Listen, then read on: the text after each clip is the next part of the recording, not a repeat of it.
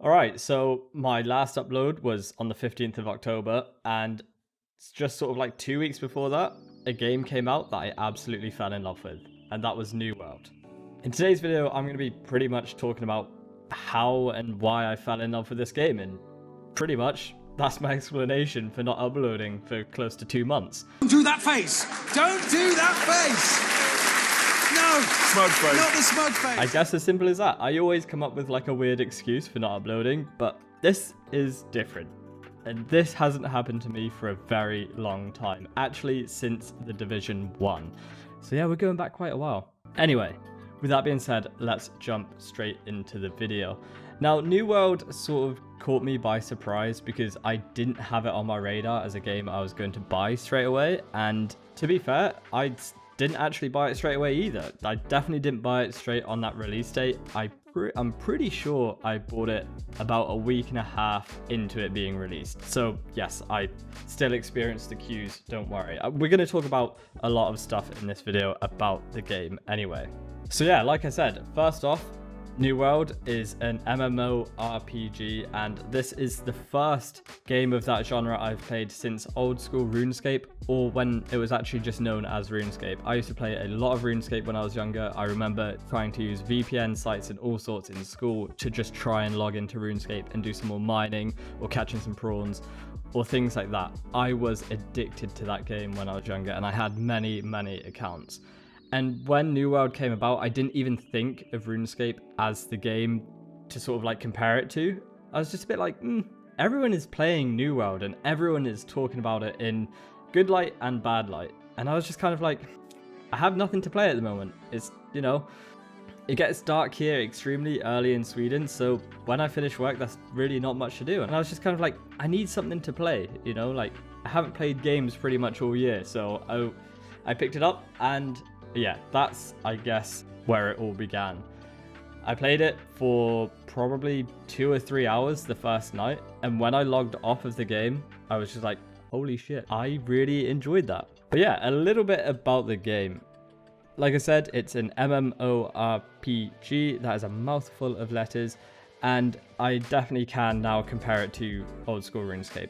Very similar in a lot of ways, apart from things like PvP, combat, and some of the other aspects, I guess. But here is what I enjoyed about it. First up, it scratched the itch that RuneScape left that I didn't even know I had, if I'm honest. The level 1 to 60 grind was okay. The first sort of 1 to 30 I thoroughly enjoyed, and then sort of around 30 to 60, I'm not gonna lie, it was pretty boring, but I knew I wanted to get to 60.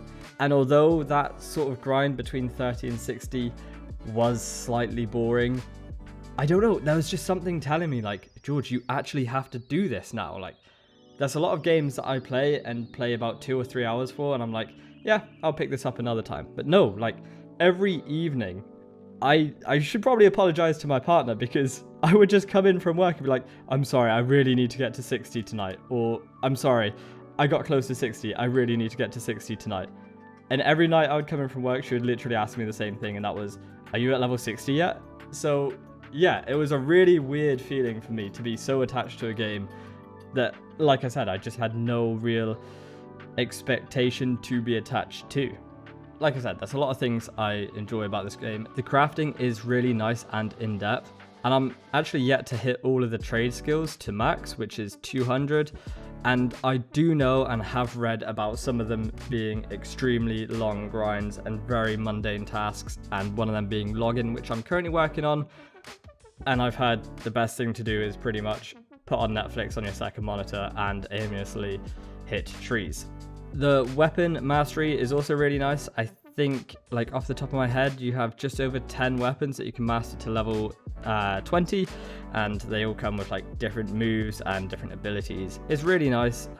There's constant balancing happening. That's always going to be meta in games like this, which, you know, like whichever weapon does the most damage in PvP, or which one is the best solo weapon, blah blah blah. Like, that's always going to happen, and currently it is happening in this game. So don't expect to think you have a level playing field with every weapon. And sort of talking about weapons, when I first started, there was only 2 or 3 that I played, and it wasn't until I came across the hatchet that sort of like made sense to me. I was playing a lot of solo at the time, and it's a very nice, handy, I guess, weapon for all sorts of activities across the board. And yeah, like I said, I felt like the hatchet was perfect for my solo PvE experience I was having. I'm not actually going to touch too much on PvP because I'm not a massive PvP player, although I do dabble in the PvP mode Outpost Rush. It's a unique mode, it's interesting when it works, and it can be a lot of fun when it works. When it doesn't, and when it's a little bit laggy or the teams seem a little bit unbalanced, like many PvP games, it can be extremely frustrating. The attribute system is basic, but also very, very nice. You have 5 attributes that you can put these points in that you get when you level up, and you get more points the higher level you are, but also these attribute points can be filled out with points on your gear. So for example, a chest piece with plus 20 strength is going to add 20 strength to your attributes. That's a very dumbed down way of explaining it, but I really liked it. It wasn't overly complicated, and I don't really do overly complicated. I don't know if anyone's ever noticed that, but when it comes to builds and build guides, and let's go all the way back to Division 1, it wasn't something I covered because I really struggle with numbers and trying to break down everything in my head. I have to really get out a notepad or a Excel spreadsheet or tools online to understand what I'm trying to build. Going on from gear, it's really good, or at least in my opinion, it's really good. I love the constant stream of gear, and I love the fact that you're always wanting to better your gear with that best in-slot item. But yeah, obviously gear doesn't really matter until the end game, or unless you're focusing on PvP. That's when you're really going to want to, grind the gear, craft the gear, because you can use different things to sway your chances of getting that perk that you want. And of course, you could just buy it off the trade store if you have the right amount of gold. But yeah, talking of gear and builds, I just went pretty basic. I went for a DPS build of around 80% strength and 20% con, which is health, and it's worked for me, and it still does work. I'm definitely not a top tier player or anything like that, but it's what's working for me and definitely what I am enjoying. What I'm just trying to say is that I really enjoyed this game, and this is where I've been. And I suppose what you can take away from it is that this game caters to most MMORPG players, the casual, which is definitely me, and the more hardcore that like to do some of the PvP, so the warring, the things like town maintenance, and obviously you can run your own faction.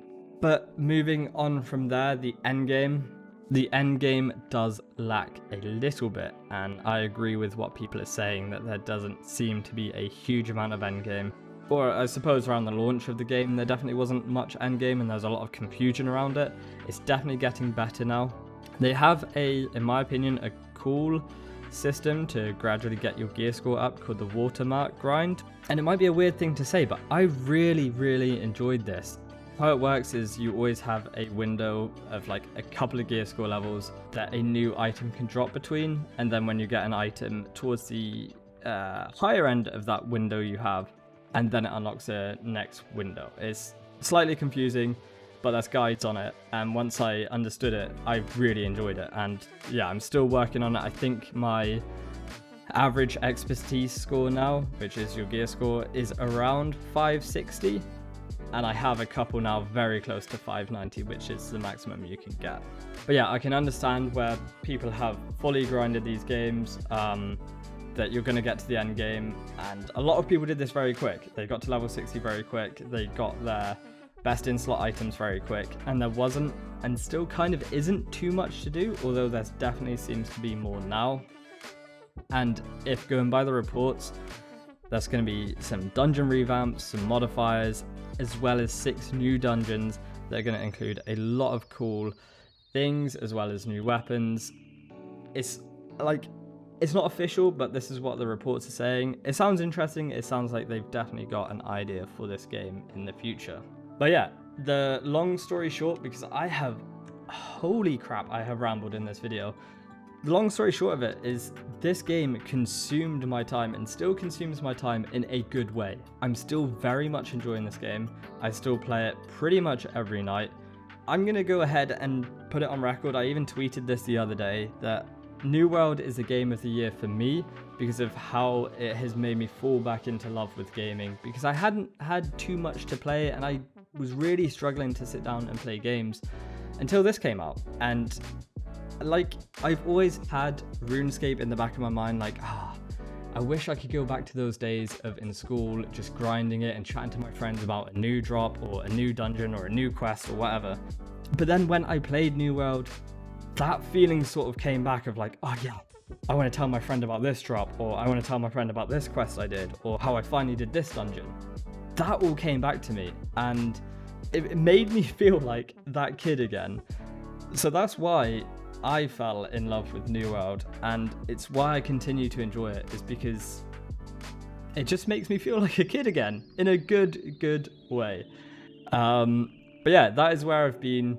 I've literally played nothing but New World. I've not really had time to make videos because all I've wanted to do is play New World.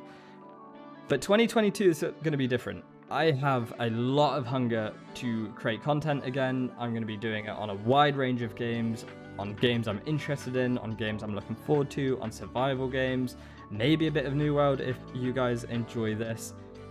Yeah, I'm ready for 2022 and I hope you are as well. But with that being said, I'm going to wrap up the video here. Hopefully you enjoyed it. I know it was a bit of a bramble, a bit of a different video. But yeah, if you enjoyed it, let me know, and hopefully I see you all in the next video. Bye bye.